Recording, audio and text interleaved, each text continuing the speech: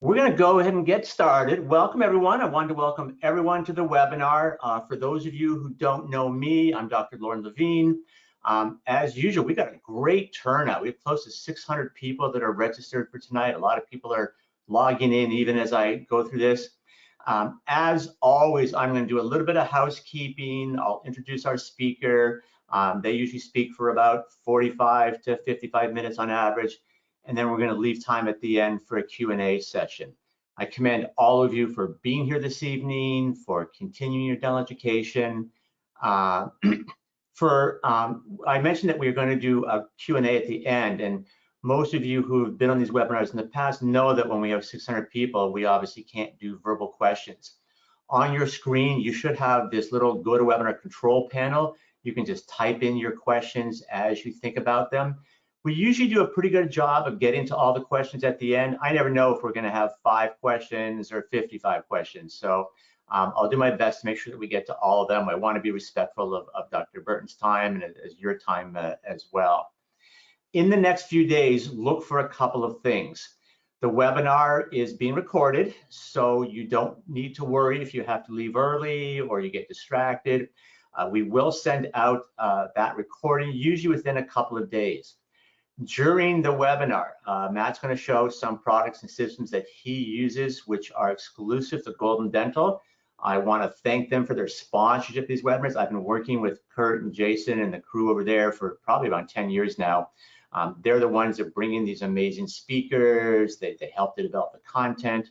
They also will be handling the continuing education credits. I often get a lot of questions after the webinar, emails, people ask about the CE. I'll try to mention it a couple of times this evening. Basically, you do nothing. At the end of the webinar, you can log out. We track when you logged in, when you logged out, and as long as you were here for the bulk of the webinar, you will be sent that CE certificate. That can oftentimes take up to a week or so. Usually they're pretty good about getting it out in 2 or 3 days. But when we have this many people, they have to go through the whole list and see how long you were here for. So keep an eye on your inbox because those are usually sent out within the first, within a week or so. So with that out of the way, we've had the pleasure of having Matt Burton speak in the past. So I'm thrilled that he's back here.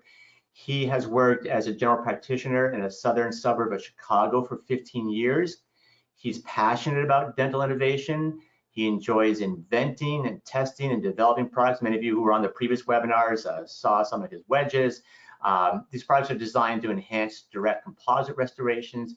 He's recently engaged in a licensing agreement with Garrison Dental Solutions. He's been working with their team to develop a revolutionary matrix system set to release. I think it's already released this year. It did, yeah. Okay, good, thank you. I thought it was out. Additionally, over the past few years, he's become focused on utilizing forward-thinking technologies and embracing these advancements as crucial to office efficiency and case outcome. He's come to realize the importance of digital scanning and how software integration platforms are key elements to utilizing the scan data. Furthermore, Dr. Burton envisions 3D printing, iOS, and digital smile software as the future for dentistry. I agree with him. He believes it's time for offices to begin understanding what this technology and, more importantly, how it can be practically integrated and become extremely effective on a daily basis in any office. Matt, we are thrilled to have you back here and looking forward to the presentation. Thank you so much, Lauren, and thank you, GoldenDent, for sponsoring and hosting these awesome events. It's great of you guys, and it's always a pleasure to work with you. And thank you, everyone, for taking time out of your day as we enter early summer. And it's a beautiful night in Chicago here, and we are excited to have this weather finally. There's only like 4 good months to live here, and we're in the thick of it. So as Lauren was just introducing me, that very last part of a bio that we should probably update because I've been practicing for 17 years now, which is bananas. I think I've been lying for a while. The very last part of that bio about, these new technologies and finding practical ways to integrate them and understanding how to get true ROI out of your investments, and also having your patients just have a totally different experience is kind of what this webinar is all about. And so we have a lot to get through tonight. and I'm going to jump, right into it. Lauren did a pretty good job of introducing me. I'm not going to jump through much more of this because he nailed it. But the only update is that I'm actually older than Lauren said I was. And so tonight's agenda, it's an interesting course. I drew this up a few months ago, and I wanted to try to help individuals understand how some of these new modern technologies that can be kind of intimidating, or from a financial standpoint, or from how am I going to use this standpoint, they can be intimidating, they can be confusing, because a lot of times sales reps, they're not, they're trying to sell you on one single thing, bite splints or things like that, and you're thinking, well, how many bite splints can I make? And so I've kind of trash canned a lot of that stuff and dug into what actually these technologies are doing for me and why it matters. And it's an exciting one, and it's been a very interesting journey for me through the world of technology. And there's so many things happening right now as far as digital scanning, which has been around for a while, but now it's starting to communicate with other things on a much faster pace, a much more accurate pace, and a much grander scale. And so how do we know what to buy, what's good for us, why it's good for us, all that.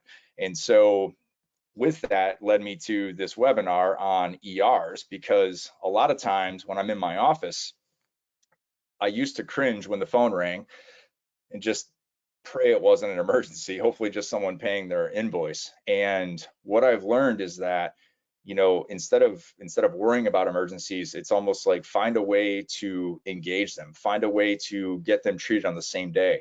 And I've been doing this for a few years now, and finding ways, to balance this. And it's really generated a lot of buzz in my office as far as patient referrals go, and just patient happiness in general, and also production and just flow. And so that's where we're at tonight, and that's what we're going to jump into. And so agenda, the first part of this lecture is going to be kind of not anything that I just talked about, but basically understanding the most common ER visits, that are and what they require in your office, and then understand scheduling strategies, because I think it's important to talk about a lot of these things. When I first got out of dental school, it's very different than what I'm doing now. And then we'll move on to some of these technologies that I'm talking about, and we'll highlight those individually and discuss them. And then we'll start to understand how I integrate those into ER management on a daily basis and get me through everyday life. And then we'll jump into some clinical case examples and really get an idea of how these technologies have advanced my emergency care. And one thing I want to say is that when a patient calls and they're having a problem, there's really no better moment in your relationship with that patient to capture their trust, their appreciation, and just their loyalty than in that moment. And no matter how big the emergency, if you can make them whole again in that moment, it is really something. But at the same time, we don't want to burn out. We don't want to leave other patients stranded. We don't want to burn out our team. We don't want to run late. And so this is what this juggling act is all about.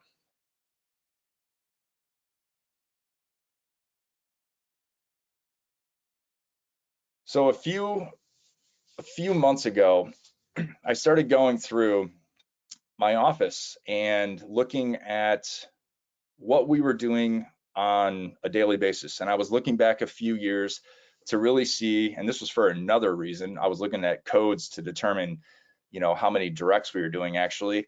And then I started to look back and explore, what were my emergencies?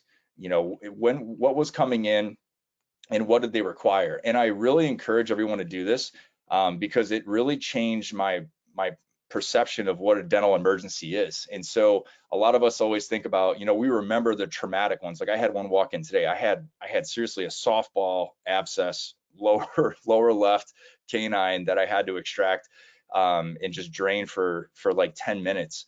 And those are the ones that we remember, but there's a lot of others that come in. And so my thought was, well, let's do like a 2-year report on this and understand where we're at. And so the problem with dental emergencies is that not all of them, they're not all bloody trauma. They vary in severity, type, treatment required, intensity.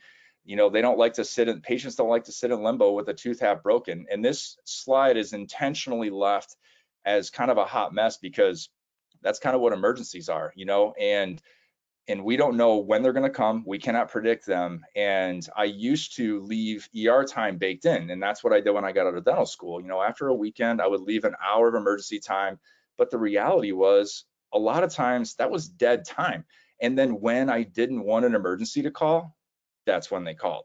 And so there was this whole pivot to me, and in understanding, like, well, how are we going to manage emergencies? We can't help when they call. We cannot predict when they show up. We cannot predict what they're going to be. How do we actually manage something that's seemingly impossible to manage? And that's where I've realized that technology really, buys us time. And so back to the thing that I led into, that slide was a bit out of order, but we'll jump into it anyway. Is this dental emergency assessment. And so I did a 2-year emergency analysis, and I threw my front desk on this for a couple of weeks, and I was like, just go through all the emergencies because there's an emergency column, and let's see what we actually had come through. And I put 4 different categories, fractured tooth or cusp, something requiring an indirect restoration or a direct restoration. Second category would be like toothache requiring root canal. 3 was toothache vertical root fracture requiring extraction or a surgical procedure. And then 4 is like the major trauma, right? Where someone comes in, they've fallen, they may need sutures, they may need, they may have subluxated teeth or luxated teeth, or, all that like really crazy trauma stuff. And so we went through this for 2 years, and we did a percentage base on what these procedures came up. And so by a large amount in my office, 77% of my emergencies are some sort of fractured tooth that require an indirect or a direct restoration. And then coming in second place was a toothache requiring extraction or surgical intervention. Third place, endodontic treatment, which they were actually tied. And then the trauma that we always remember and associate dental emergencies with was at a whopping 3%, and so why does this matter? Well, when I look at this and I think about, if I want to start really having a handle on my emergencies and being able to control them, then I need to focus on the high percentage, the high volume emergencies. And so if I can focus my attention and my technology on these indirect or direct restorations and surgical interventions, and that's going to cover almost 90% of my emergencies walking through the door. And so with this decision comes things like, well, am I going to start doing endo? Things like that, where it's like, well, it's not a large percentage that comes through my office, so no, I'm going to leave that to, my buddy that I went to college with, who opened an office not too far from me, who does a killer job. And I'm going to keep that off my plate. I'm not going to invest in that. But these other things, I'm going to figure out ways to become more streamlined in this and be able to get these patients in and serve them on the same day without burning myself out or my team out. So then comes the next question. Well, how do we control this impossible problem to control? And so emergency scheduling strategy, and this is something that's evolved with me and continues to evolve with me. Like, I feel like I learn something every week or two on how to do things a little bit differently or fine tune it. But the main thing with this that I've really learned is that I don't waste time waiting for them to happen. And that's something that I did in the past and that I've really pivoted away from. And why is that? Well, as we're all aware, like, our time and our assistants' time is the most valuable asset in an office. In my office, my assistants are clones of my thought process, and so their time to me is just as valuable as mine. I don't want to walk into an operatory and be solo and because I'm pretty much useless. I need their help almost all the time. So if they're tied up, then so am I. And so time can't be wasted, and it certainly can't be brought back. And that's something that took me many years to really understand. And we always wish we had more of it, but we do not. So for the first 12 years, I did the baked in, as I mentioned before. So I'd put these hour slots in on Mondays, try to predict where they were, but then we all know what happens with that. Patient calls 30 minutes after your baked in ER time, and now you're smack dab in the middle of something that's a 2 or 3 hour procedure, and you don't want to manage the situation. And so a lot of times these hours, they become dead time in your schedule, and like I just said, time cannot be brought back. And this whole time situation in an office it's a major juggling act. Our office policy is we get every emergency patient in on the same day. We offer them same day, at least observation, assessment, appointment time in my chair for a few minutes. If they call at 4:15 and we're closing at 5, I'll see you tomorrow. But as long as it's within realm, we get everyone in. And this is something I really recommend to everyone. It's a really, really nice practice builder, and it's a nice practice sustainer, because I cannot tell you how many patients I've swept up in the past when they call and they say, I try to call and my dentist couldn't get me in. It's like, come on over, like we'll see you. But with this, with this policy, if you will, it becomes challenging because you don't want to run late, and you don't want to keep your team late, and you don't want to burn your team out or yourself out. So what do we do? And so what I've come up with, and this is through a lot of trial and error, is I just pivoted my approach to how we get all these emergencies in. And we got rid of the baked in ER time because 20% of the time it actually worked, 80% it didn't. And one of the big things that we did, and I said earlier, is that we don't want to run late and we don't want to keep your team late, is that we do not put any ERs within an hour and a half of the beginning or the end of the day. And the beginning of the day is important because you want to get your, like I like to get my feel going, right? You want to get your rhythm, your team wants to get going, get your first couple of hygienes, out the door, get those exams done, and you kind of get into a flow. And so I don't want to disrupt the flow at the beginning of the day, and I don't want to stack things at the very end, because we all know what that means. It's like you're looking at it kind of grieving over it the entire day, and so is your team, because they know they are not getting out on time. So we just get rid of that. And so we started to double them up in the middle of the day. And so the midday stack is what I call it. And the big advantage to this is you have time to get going and you have time to catch up.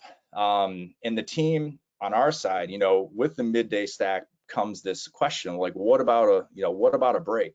And so what I started doing is I just had discussions with my team, and I said, look, if you guys want to run on time and get out of here, I'm fine eating on the run. I pretty much do anyway. However, I want you all to be able to get breaks, because I need everyone fresh. I don't want everyone, burned out or hungry. And so they decided that they would take staggered breaks throughout the middle of the day strategically, and they take turns taking their breaks. And so we're able to get everyone their break time, but at the same time, keep the flow of the office going. And with this allows us to stack these emergency patients in the middle of the day. And that allows me someone always available, to help me manage my schedule. And so it looks like something like this. We have our normal stuff here, which a lot of this stuff, this is my column here, and I've tried to black out all the names. This is my column for routine work or just regular schedule work. This is emergency. And so you can see here, like anytime we have no doubles, we block this off in this emergency column. And then I had double hygiene a couple of days a week. And so I'm pretty busy on those slots as well. Keep the regular routine patients on this side, and then leave areas which this was normally dead time. See, this is our lunch hour right here and here. And start to utilize your schedule to pump these patients, these ER patients, in the middle of the day. So it allows you may run a little bit behind in the middle of the day, but honestly, every one of my patients are pretty awesome about it. Some people, I had one today that was not very patient that you're gonna have to tend to, but just find a way and make it happen. And one thing too I wanna mention here is that when patients call in with an emergency, and they're like, well, I can't come at 2 because I have bowling, or I have a haircut or nail appointment or whatever. It's like, well, then it's not an emergency, and so I like to filter that out on the front end. If you're going to come in and make us essentially really manage your emergency situation, then we're going to make sure it's an emergency. If it's not, it can wait until another day. And so if if it's not that big of a deal, then don't be flustered, or don't feel like you're doing them any disservice by keeping your team late because they had to go bowl. So that's a little bit about that dental assessment, or that dental emergency assessment, which I really recommend doing, because every office is going to be different. It has a lot to do with your patient dynamics, what you're seeing, PPO or private, or fee for service, and like what's happening, how many new patients you're seeing, and blah blah blah. And then a little bit of also strategy on how to start scheduling. And so the midday stack has really been beneficial to us, and it's really a nice little practice booster when you end up stuffing in some restorations. Usually indirect are the best practice boosters, and the patients are very thankful, and you're just adding you're adding revenue to your stream without crushing your team, and you're already paying for them to be there in that moment, right? So our offices are highly inefficient, as we're all learning more and more as prices of things go up. And that's been a real eye-opening moment to me. I've always known that dentistry is inefficient, but then you get a real true idea of how inefficient it is when all of our cost of goods are going up more and more. And so finding ways to plug in more production and produce more work in those areas as it comes in, and managing those in real time is a real ROI generator and a real practice booster. And this moves us into some of the technologies that we're going to highlight. And to me, my biggest handcuff in being able to manage dental emergencies in real time on the run was that I didn't have the technology to do it. Like, I'm only one person. I can only prepare so fast. I can only do X, Y, and Z. I can only be in one room at one time. And so technology to us, in what we've gathered on all of this stuff, is it plays a major role in just developing efficiency and effective dental emergency management. Because one of the main things that I always preach at my office and in courses is that I never sacrifice quality. And so I will, if I'm able to do a crown on the side in my schedule, then it has to be just as good, and have just as good of the temporary, and have just as good of a preparation and a buildup and all these things, and a scan, as it would if I didn't have anything else to do. And so technology is the real key link in that, in allowing me, my team, and the patients to all communicate in real time and really get some amazing work done with less chair time.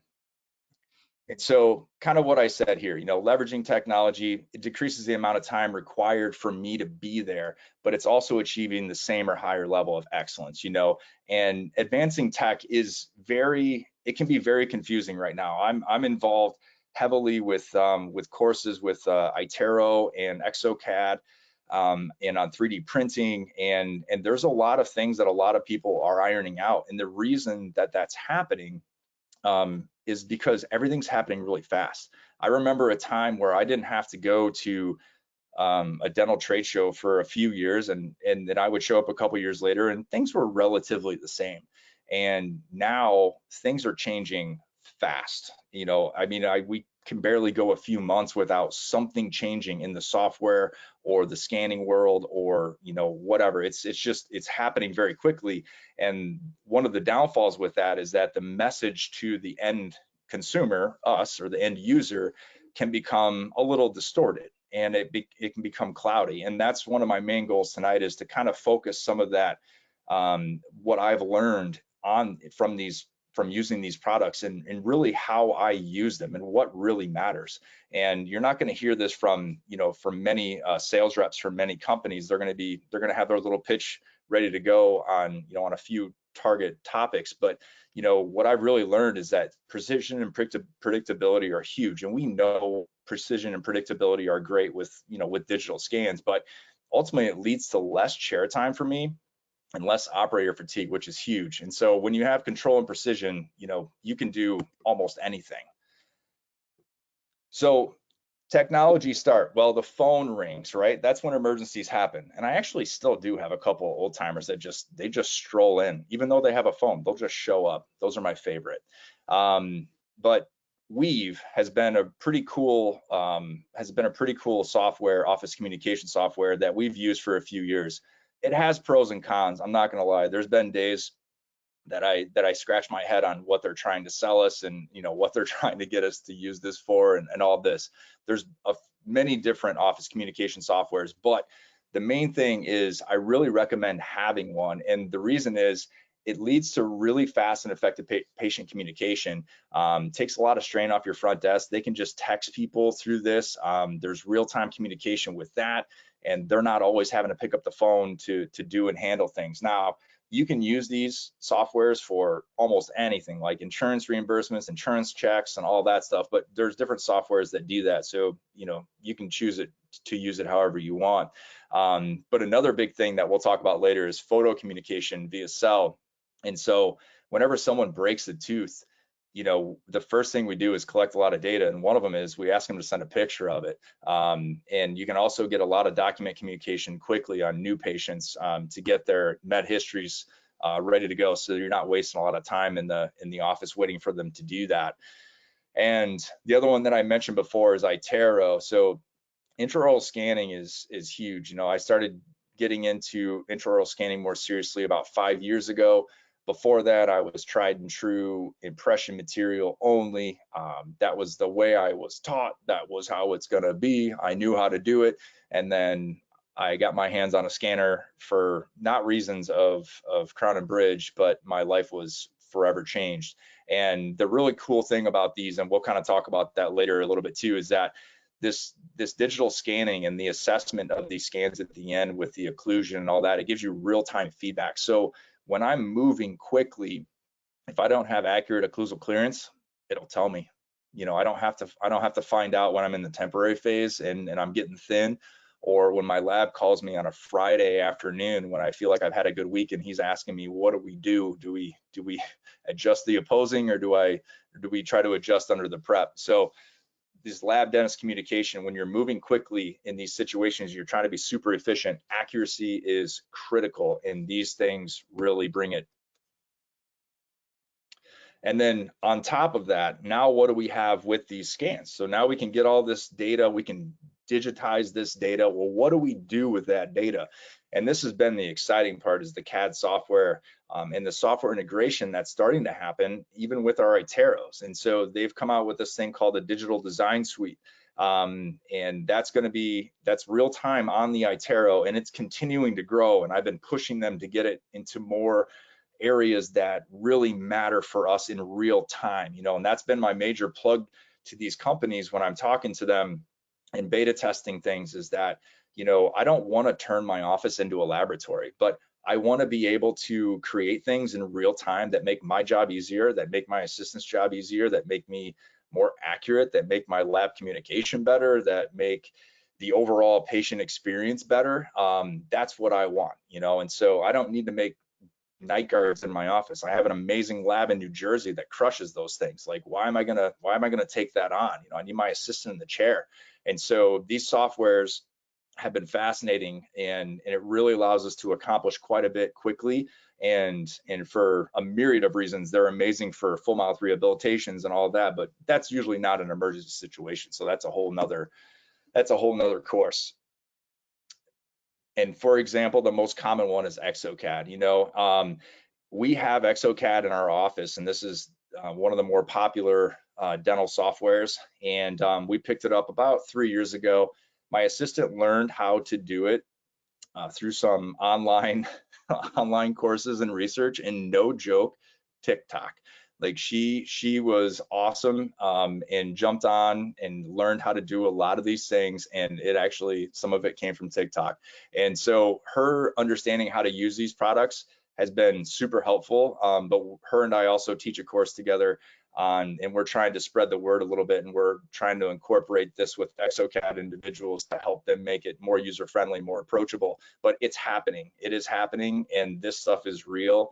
And it's pretty amazing how quickly we're able to generate really, really amazing things in the office.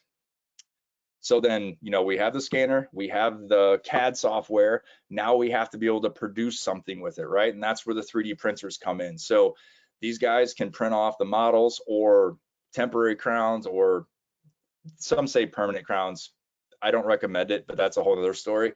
But this is the way to get the new digital model generation, configuration out as a real product. And so Sprint Ray is what I have in my office, and it's a fantastic device, and we've had great success with it thus far.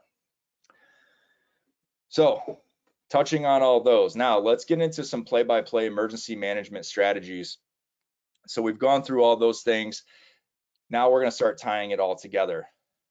So what happens in my office? What is the emergency management workflow?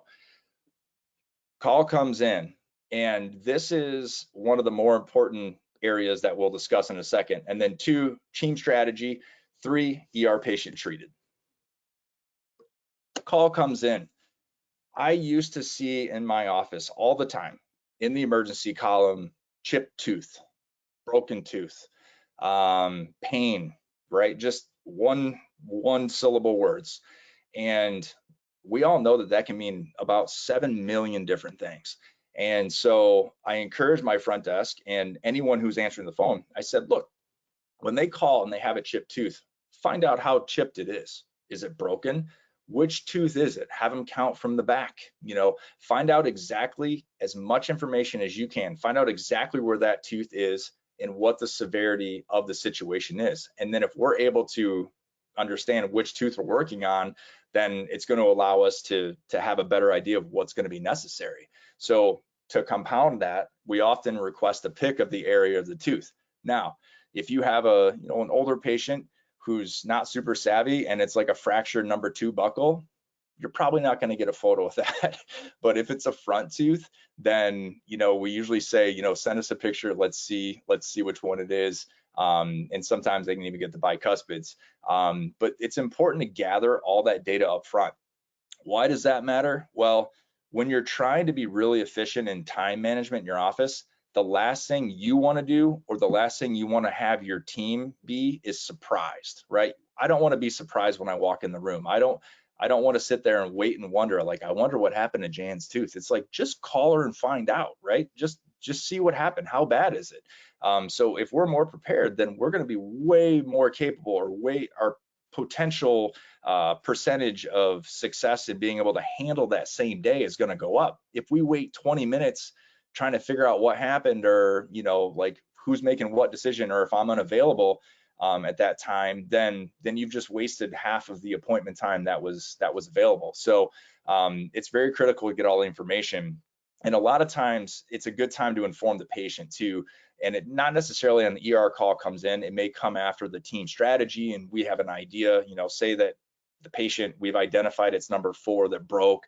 The palatal cusp is gone, then we pull up the x-ray and there's a massive amalgam, MOD amalgam. It's like, that thing's going to get a crown. She's had a few of these in the past few years. She's getting a crown on 4. So now we can call the patient back. You know what? We saw the picture. It looks like it's probably going to be this. And she's like, yeah, that's what I figured.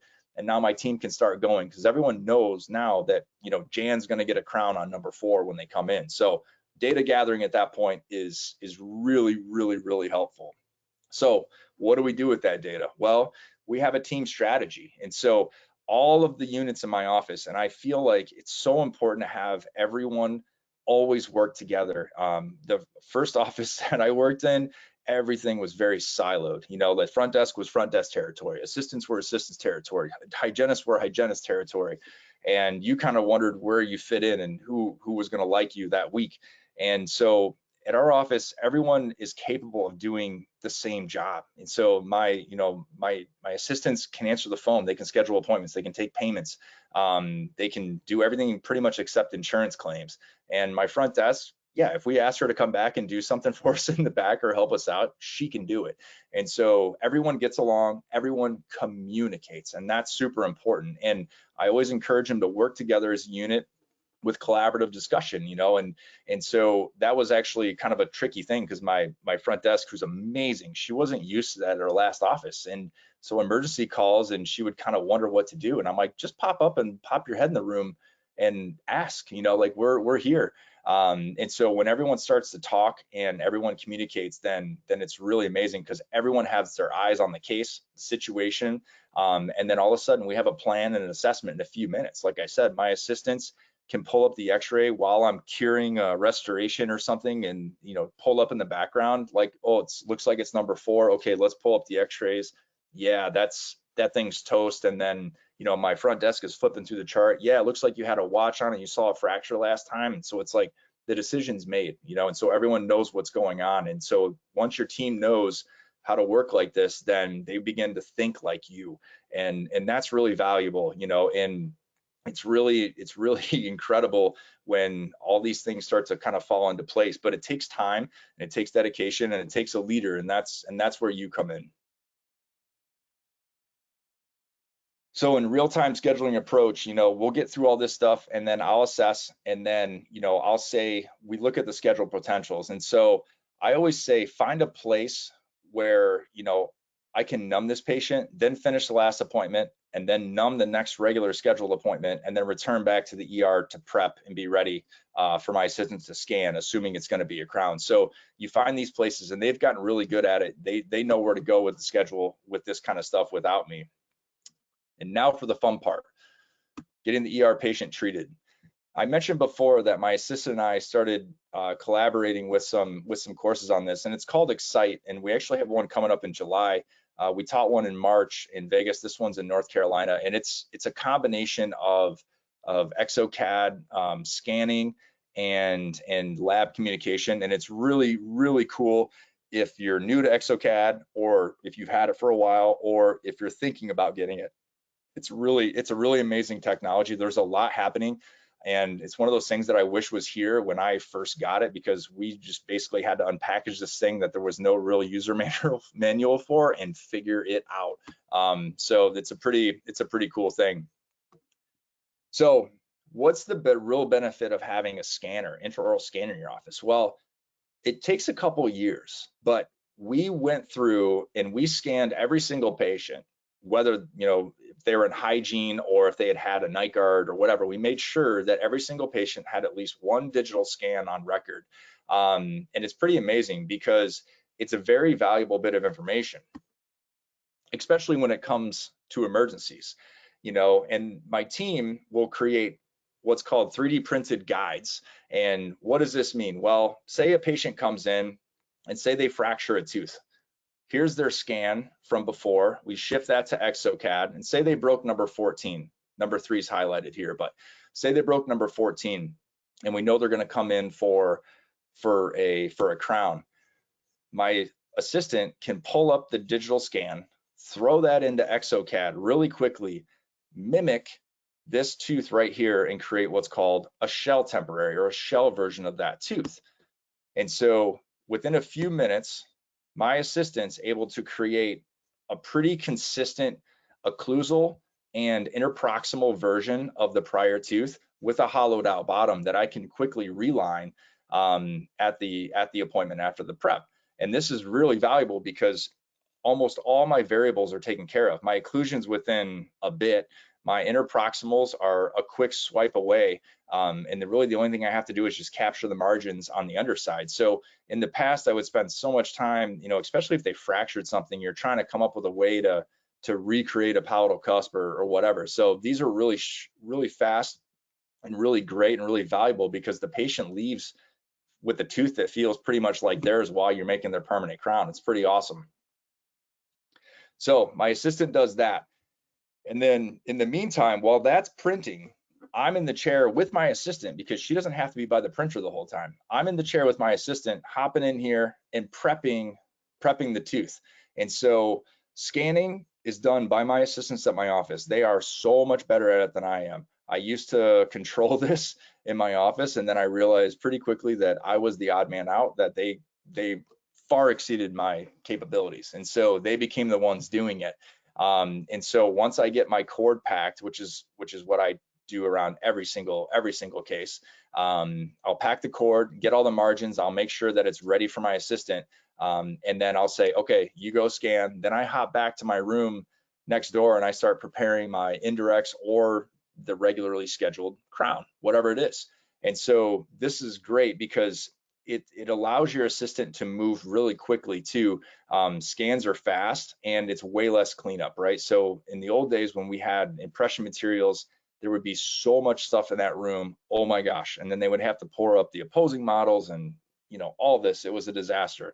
But now it's just a wand sleeve that they have to take off. And our trays that we use for any of this stuff look the same. My tray for my crown preparation and my tray for my direct composite restoration are pretty much identical. So there's not a lot of cleanup for your assistant, which saves them time as well.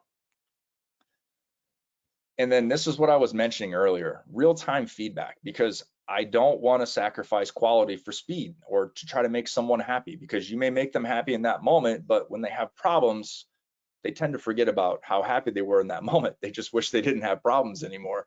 And so the real-time preparation assessment is awesome, and it gives you occlusal clearance in real time, and it just makes sure it keeps you focused and on track, and it's doing work for you, right? It's doing thinking and saying, hey doc, your prep looks good, your clearance was great, and you're like, awesome, that's wonderful. Or hey doc, you need to look at this area, you might have tight clearance. Okay, well then I'll do that. It'll take a few minutes, but ultimately this patient's going to be okay, and I can still continue to move fast through my office.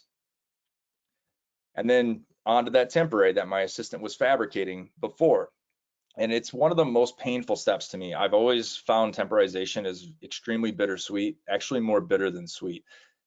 Ultimately, it's the biggest waste of time, because we're creating something, we're spending all this time on it, and we do nothing but throw it away after a few weeks. And you may all ask, like, why do you have, milling in your office? And I really enjoy my indirects being made by a lab technician. Like I said, I have no interest in creating a lab out of my office, and I want our time to be spent doing these things. So third party to me has always been wonderful.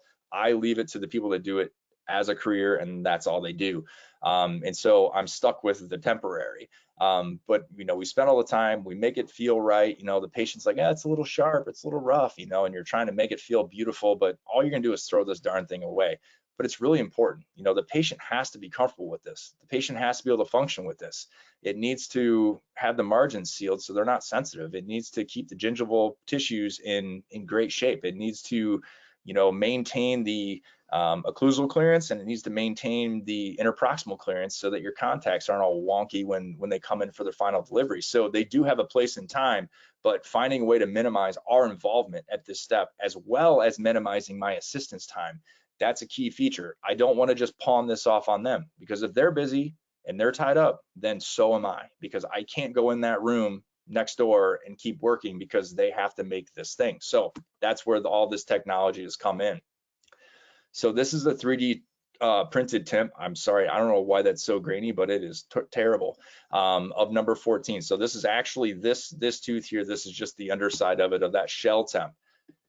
And this is actually the shell temp sitting on that prep without any reline underneath of it. And it's great. You can see how well this thing sits on there.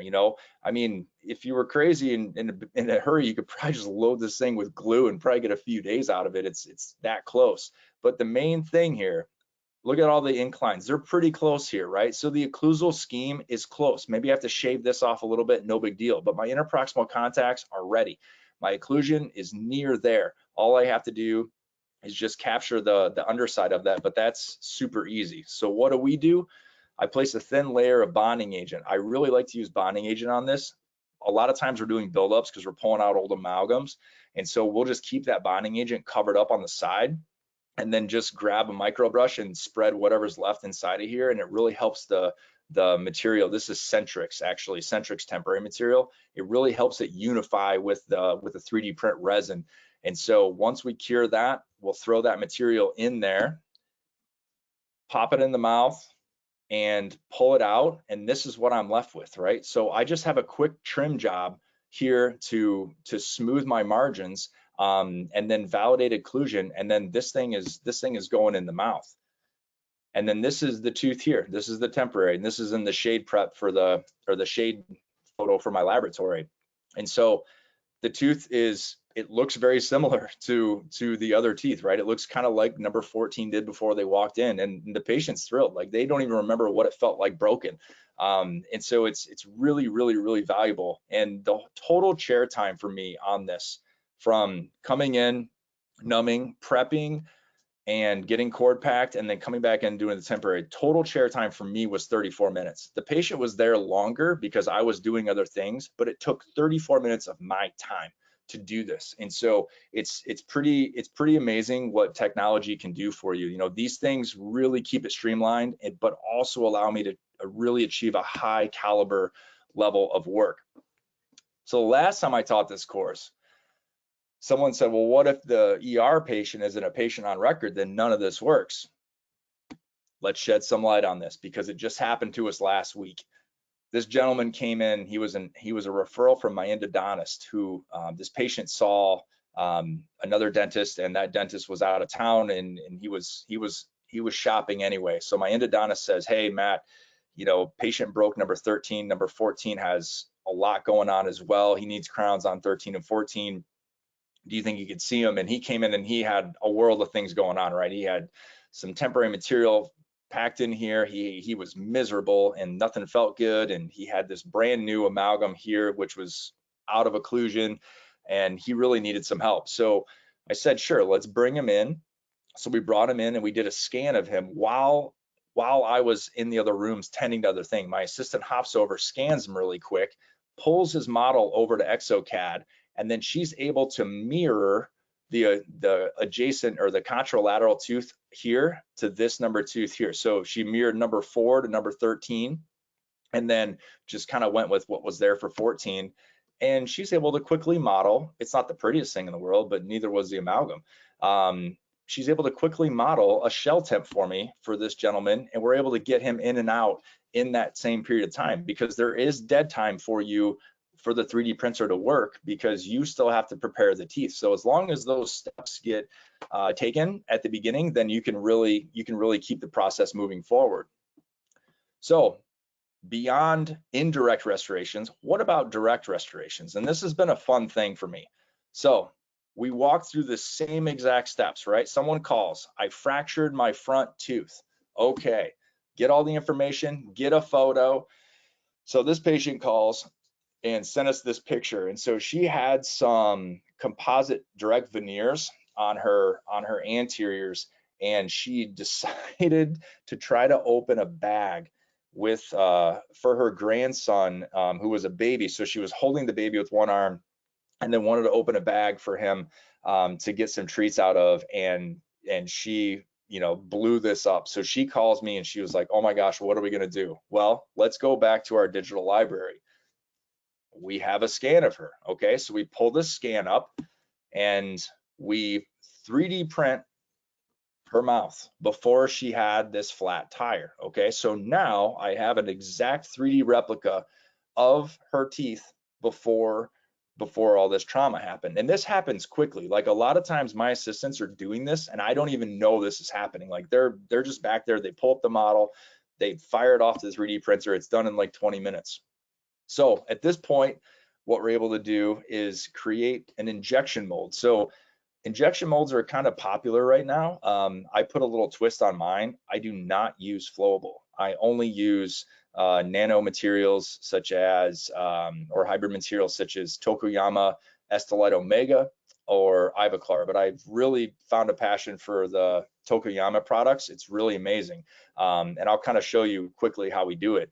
But the silicone matrix, you can make these in office, and it's awesome. It's this Futar fast. It's a bite registration material, and all you need is like a quadrant anterior tray, and just make sure it doesn't have holes in it. I made that mistake. So if it has holes in it, it will not come out of the tray. So make sure it's just a smooth tray so you can peel that silicone out of there. And so what we do is we quickly make a silicone injection matrix of that 3D printed model. So now what do we have? We have a guide, right? So I have a guide that's going to show me exactly how her anteriors were contoured before this trauma happened. What does that do for me? Well, it takes a lot of the guesswork out. We all know how exhausting anterior directs can be. You know, is that incisal angle correct? Is that embrasure proper? Is the emergence right? Is the contour correct in this area? It's tiring. It's very exhausting. So having something like this that's going to help guide you allows you to do it very, very well, but also very, very quickly, because you're not going to sit there and have to strain over these tiny little things. And so it controls a lot of information for you. So patient comes in. So in the background, in the meantime, my assistant's getting these things ready. And then we're looking at the schedule saying, all right, we're going to need a bit of time to do this. So let's call her and have her come in at 1:30. Okay, so she comes in at 1:30. I prep the rest of the composite off of number 8, or I don't think I prepped the whole thing off. I think I just prepped off a portion, and get it ready, remove the remaining stuff, etched it, Scotch bond, Teflon tape around number 9.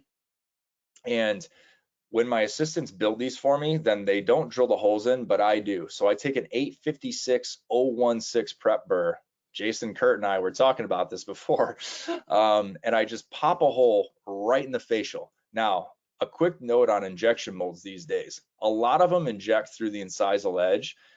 I've found issues with that because that material has to travel from here all the way up to here, and there's air in there. So if you're running into air bubble problems at the gingival margin, it's because that material just has to travel too far. So I put mine on the direct facial and I just inject right in, so the material has to travel roughly equidistant in both directions, and it's not that big of a deal to get rid of this sprue. I promise you, it's super easy, but my assistants leave that to me. And the reason I use an 856-016 is I'm able to fit the head of that compule through that, and I'm injecting regular non-flowable material in there. So my bond's on, and then you can see really quick here, just the contours of this simple in-house silicone injection mold. Look at my incisal edges, everything's controlled, right? Like, this is great. My incisal embrasures, like, it's all here. I don't have to think my way through these things. And when people call in with a front tooth chip fracture like this, they're not cool walking around town for a couple weeks like that, right? They want it fixed like 3 hours ago. And so, but it's also hard to do a really good job because you don't want to be wasting your time doing this again or double charging it for these things. And so these guides are incredible, these 3D printed molds to these injection guides. So I use a heated composite, inject it, and then you can see, it's kind of hard to see, but I wrap Teflon tape around the neighboring tooth so it doesn't stick completely. You can see it here. And then we have our first injection done. And you have to do one tooth at a time when they're adjacent, or else they'll fuse together. So first one's done. I pop these, pop that sprue off with the diamond burr, get this little extra flash, which was actually the beginning of number 9 because it was so fractured that the injection mold allowed it to go over here. Just clean that up really quick. Prep the neighbor. Do the same thing.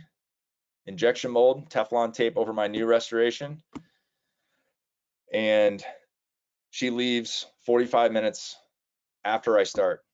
She's done and she's thrilled. And this was hard to do if I didn't have these things, but now I walk in the room, it's predictable. I know that I have the tools I need. I know I have a guide ready to go for me to get me through this quickly, efficiently, effectively, and it streamlined a pretty big problem and solved it for that patient on the same day. And so you really create a level of appreciation from your patients when you're able to pull this off. And I also didn't feel like dying after doing these. Before I would feel a bit of my soul died after I did an anterior direct or two as an emergency, because it takes a lot of focus. And these injection molds really take a lot of that out, and they really control a lot of the variables that can be otherwise exhausting to try to control.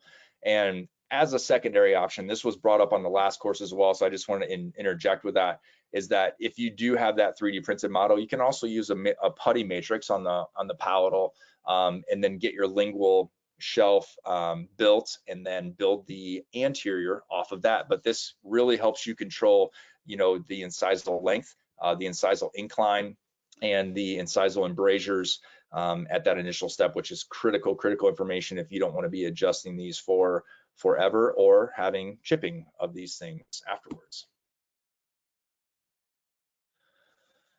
All right, what is left? Ooh, the good stuff. Surgical intervention. How can technology help us here? Well, when a patient comes in with a major tooth flat tire, and there's an extraction involved or an extraction option, there's really only three options to the patient. And option one is to extract and do nothing, leave it as is. Option two is extract, site graft, or immediate implant placement. Usually those are single tooth situations. Or option three is to extract and repair with some sort of FPD or fixed partial denture. I do about 50% fixed partial dentures, 50% implants in my office. But one of the major things with this is that when I'm doing an FPD, I want immediate temporization of not only all teeth involved, but mostly the extraction site. Controlling tissue in the extraction site on the day of surgery is critical. And so major advancements in these technologies help us find these things, snuff them out. This one was pretty straightforward. There wasn't a lot to debate about here, but in a lot of times it's really difficult to understand what's going on. Find a friend with a CBCT down the street, or have specialists that have them. And I don't have one in my office, but I have a colleague who does, and I worked out a deal with him to send patients down when I need it, but most of my specialists do as well. In fact, my root canal specialist is pretty much a standard of care in their office to take one to make sure that everything's okay before they even start on things. And so really, really awesome advancements in technology to snuff out things that were really difficult to snuff out before. So patient comes in, and this was a new patient. He was not a patient of record when this happened. So we take a scan of him, we get this, with the image, we know what's going on. Treatment options were reviewed, and he determined, hey, I've never liked the way my teeth look. I don't want to do an implant because I don't want to wait that long either. But I'm also, if I do the implant, then I'm going to be trying to color match all of these and all this. So he decided to go for a 4-unit bridge. Well, why 4 units? Symmetry. Mostly, and to be able to control some aesthetics here. And he was like, we'll do these later. He wasn't hugely concerned with aesthetics, but he also wanted to, to look nice. And so we're electing to pull number 8 and do a 7 through 10 FPD. So same protocol, but this guy came in a day later. And why is that? Well, I figure if you get someone treated in 24 to 48 hours, that's pretty good. I would call that falling under all the same umbrella.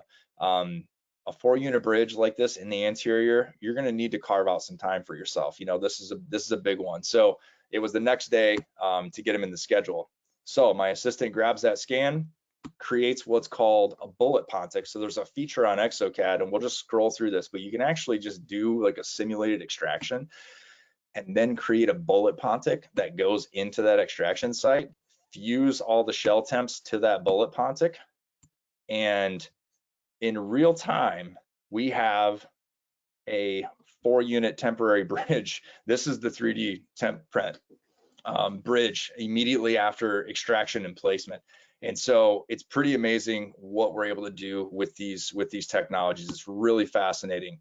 And one course to consider if you're like, well, I don't do extractions, take our Nazarian's course through GoldenDent. It's called Amplify.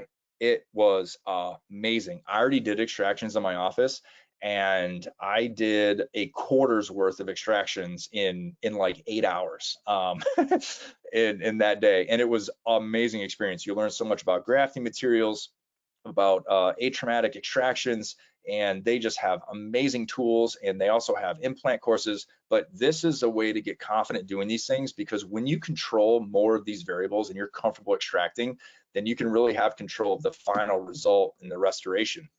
And why? Well, if I'm able to create this bullet, get that tooth out, this guy comes in 6 weeks later, and that's our tissue, and it's ready to go. And it's always good. I always find it great practice in cases like this, and this guy was thrilled with this outcome. But I'm always practicing in any case. I always treat them the same, whether it's, a young adult where aesthetics is like primarily important. Practice on every single case, treat it like that, so then you're ready when that really crazy tough situation walks in. But we had amazing papilla tissue preservation here and amazing healing on this.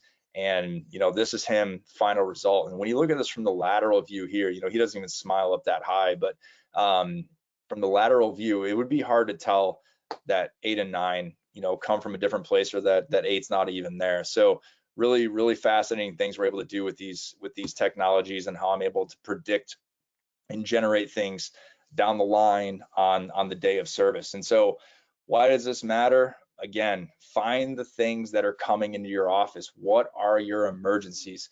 And if you have to, once you know what's coming in, then you can start to prepare yourself for how to manage all those situations, right? And so it's really important to do that assessment and understand what to do. And then once you know what your most common emergencies are, arm yourself, and get yourself technology advanced in those areas. Don't waste money on technologies that aren't helping you.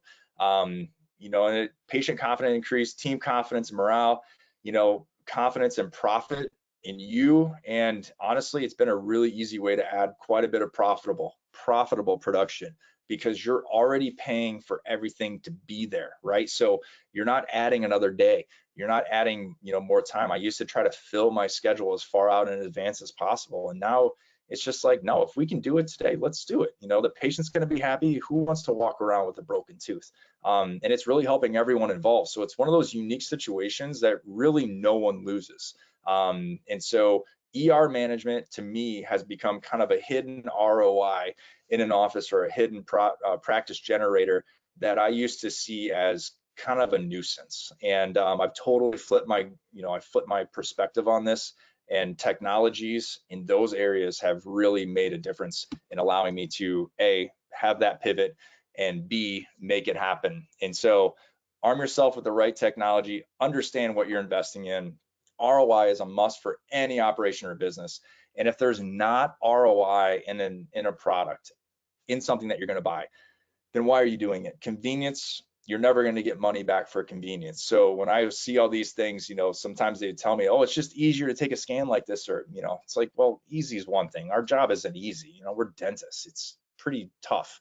So easy, no. But if it actually makes things better for me, for my patients, for my team, then I'm doing it. I'm in. That concludes our crash course on that. And I don't feel like I went too far over. I will turn it over to Lauren and Jason for questions. You did not go over, so that's fine. I'm going to switch the screen over to Jason Phillips from GoldenDent. As I mentioned, they are our sponsors. They always have some great specials for the webinar, so I'm going to turn this over to him. As a reminder, the webinar is recorded, so if you weren't here at the beginning, you will get that recording sent out. CE forms should also go out sometime within the next 3 to 7 days, so keep an eye on your inbox for that. Nothing you need to do. There's no quiz or test or anything like that. You sign out. We know when you logged in and logged out, and that's how we'll determine who gets the CE. So Jason, take it away. Will do. Thank you, Dr. Levine. This is Jason Phillips with GoldenDent, and we've got some fun stuff to share with you. Great presentation as always, Dr. Burton. Always learn something new, and very happy to be associated with such a pro. We really appreciate it. So we've got our discount code for tonight is save 20%. The code is NOER20 or NOER20. As always, it's good for anything on in our catalog, excluding the 5+1 deals or the existing promo items. It will expire on the end or at the end of June 11th, which is tomorrow, 24-hour deal. So get it while it's hot. So we've got some new stuff to share tonight, and the big one is this is the Protea Z series line of diamond burrs, and there's 3 different categories of them. You've got the Z Extreme, which is for zirconia crown removal. They come in various shapes and sizes, all standard ISO sizes, but the Z Extremes for crown removal, they do cut up to 4 times faster than the market leader. It's something that, in my experience, it's been a challenge for a long time, especially since north of 95% of crowns and bridges these days are fabricated from zirconia, and just 20-something years ago, it was the opposite. It was all PFM, but we're with zirconia now. I'm sure everybody is running into difficulty either removing, possibly adjusting And so these burrs are awesome. So check them out. And with a 20% discount, you can get a good deal. We also picked up and also manufactured, just like the Z series, these Proteus Sport, which is essentially a single patient diamond line that it's got about the same shape, sizes, and grits as your microcopy line. But these both of these lines, the Zirconia and the Proteus Sport, they're manufactured by Abrasive Technology in Columbus, Ohio. They're all made in the USA. It's a very innovative company, and if you like two-stripers, you're going to love these burrs. And we've got them on our website. So again, utilize that 20%, and you could get a good deal, try out some new stuff, and be amazed. As always, we've got our matrix line enhancements. The purple ring there is a single-use ring. They run about 45, 50 cents a piece. Great clamp force, separation force, and you pitch them when you're done. We also have some GoldenDent V3 style rings that we started selling a while back. People are incredibly happy with them because they're a tremendous discount versus the GoldenDent name brand, roughly about 40% less. We also have the Rondium Quick Connect that we featured before. Actually, that was invented by Dr. Simon McDonald, who was the founder of GoldenDent way back in I think it was the early 2000s. He developed this retainless Tafelmeyer system. We've also had tremendous response from it. I mean, it's a great product all the way around. Take a look at it on the website and see for yourself. Compared to other systems out there like Automatrix or Supermat, again, you're looking at substantial savings, about maybe 38 to 40% versus those brands I mentioned. We picked up the Polydentia Unica anterior matrix system. That one's actually done very well for us so far. I was familiar with that product from back when in a former job, and hands down, all the feedback that I've seen and heard is, there's not much a better anterior matrix that you can do, than the Unica. And then you see this little box of the Polydentia 3 wedge, and that'll be my next slide here. So if anybody was impacted in the audience today by the Waterpik Wizard wedge discontinuation, Polydentia went ahead and essentially replicated that line. And as you can see down in the little chart right there, we have substantial equivalents to each one of the original Waterpik Wizard wedges. I know it's kind of old tech because it's birchwood, and they don't splinter or anything like that, but it's a huge category, and and there's a lot of users still. And so if you're looking for those and you want to try these out, they're actually about 10% less than the original Wizard wedges. And so we hope you guys try them out. The other one we've got here, we'll be shipping these very soon. This is the Woodpecker X-Star curing light. And the great thing about this is we're going to be publishing some studies and white papers very soon. We had one of the big LED or curing rather opinion leaders. His name is Dr. Richard Price. He's been testing this for us. He's out of Dalhousie University in Halifax, Nova Scotia. And so far, what they found is in their laboratory testing, it is an outstanding light for the money, especially. I mean, it retails for, I think it's $9.97. So you're looking at, you could probably, you could buy 2 of these for the price of one Velo Grand. So if you're looking for substantial savings there on a great light that it just performs all the way around. But like I said, we'll be publishing all that information from the studies soon. And also comes, the light also comes with 2 batteries, so you can't go wrong there. You can always have one that's prepared or ready when that one, the one on the unit decides to die unexpectedly. Another big one that we launched most recently is the Trick Shot.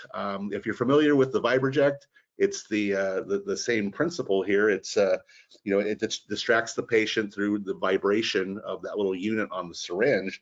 it kind of follows the gate control theory if you want to Google that and learn more about it. But GoldenDent, sold the Vibroject, and we've had outstanding feedback on this one as well from several dentists, and we think it's going to be a great one for us. Also, we started carrying or selling digital X-ray sensors a little while back, a few months. They're extremely affordable for what they are. Of course, there's with any digital systems or anything like that, there might be some cases where it's not compatible with your software, but we have all that listed on our website. And the best thing is that Dr. Levine and his digital dentist team, they provide all the support that GoldenDent foots the bill for, to make sure that it works the right way and that everybody's happy all the way around. So we've had great feedback with those as well, especially if you're looking for sensors and you're kind of tired of paying north of $7,000-8,000 a piece. As you can see, these are extremely affordable and well made and well worth the money. As Dr. Burton mentioned, we've got the Amplify courses, and it is, as it says here, the most hands-on live patient dental training in America. I've never seen anything like it personally, and 29 years of doing this stuff, and it's an amazing experience. As Dr. Burton said, it's just kind of not a crash course, but you're hustling and you're working on live patients that GoldenDent recruits, and it's a great learning experience all the way around. We've got our upcoming dates here, as you can see. You can go to the website amplifydental.com and take a look, learn a little bit more, or give us a call, and one of our customer service or salespeople, they'll go through the whole thing with you. And like I said, it's well worth the money, absolutely, and expand your horizons with your office and capabilities. And as Dr. Burton said, make you a more confident clinician. So this is an exciting one. As I mentioned earlier, we picked up the Polydentia Unica anterior matrix system. Our next webinar is the Smile in One Visit, a simplified approach to direct composite veneers. We're changing it up a little bit with the scheduling. We're doing this one on Friday, August the 1st at noon Eastern. There's a couple reasons for that. Number one, we want to feel out different date and time combinations, but the other one is this clinician here, Dr. Osama Shalan, he's actually a cosmetic dentist out of Muscat, Oman, out in the Middle East. I found him by being in the matrix business for a long time, and kind of stumbled upon some of his work on YouTube. If you go and look him up on YouTube, I mean, he's a magician with interior composites. It's amazing. So please don't miss this one. It's going to be a great webinar. It's you're going to learn a lot, and also we're really proud to be sponsoring this clinician. He's amazing. And to wrap it up, once again, that's our discount code, save 20%, NOER20 or NOER20. Use that until end of day the 11th.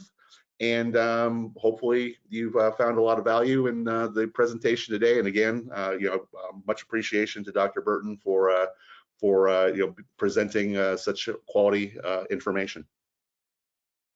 And Thanks, I'll Jason. throw it back to you, Dr. Levine. Appreciate it. Okay, Matt, do you have time for a few questions? Let's do it. Okay, so when emergencies call you up, are you telling them what time they can come in, or are you letting them choose the time? We tell them what time they can come in. So if it's an emergency, then they have to be, if you're willing to put them in on the same day, then I feel like there has to be, there has to be flexibility on their end too. So we'll give them a couple of options. But like I said, avoid the I have to bowl or I have a haircut situation. Yeah. What about if a patient comes in, say, for example, for an MOB bonding, are you charging more than you would on a regular appointment since it's an emergency? I usually don't, but I'm a fee for service doctor, and so I leave that one to the clinician, as far as like emergency exam or x-ray imaging, all that stuff. But I usually just, if I'm able to treat it in the same day, then I typically waive any other fee associated with it being an emergency. Okay. What type of handpiece are you using for your preps? Are you using electrical or something else?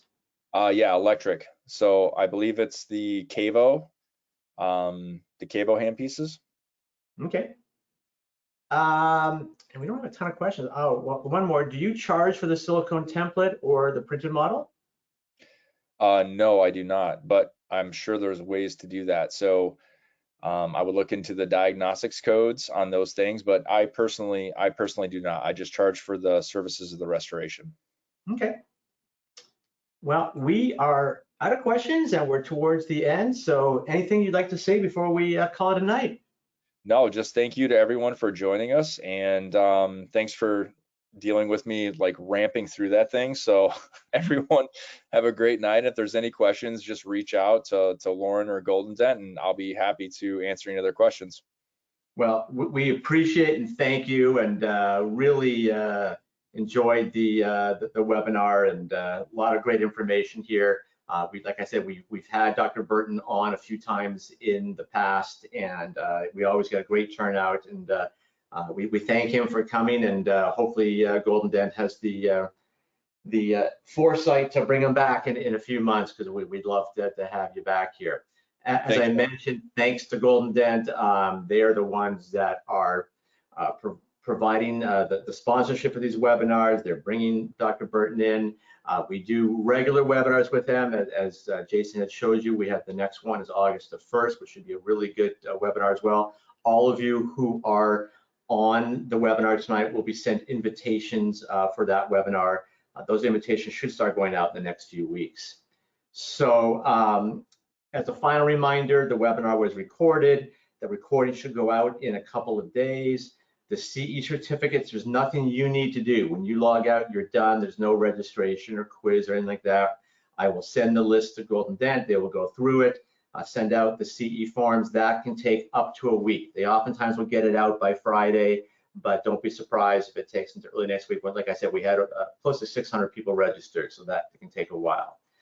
We thank all of you for joining us. We know that your time is valuable, and we look forward to seeing all of you on our next webinar. Good night, everyone.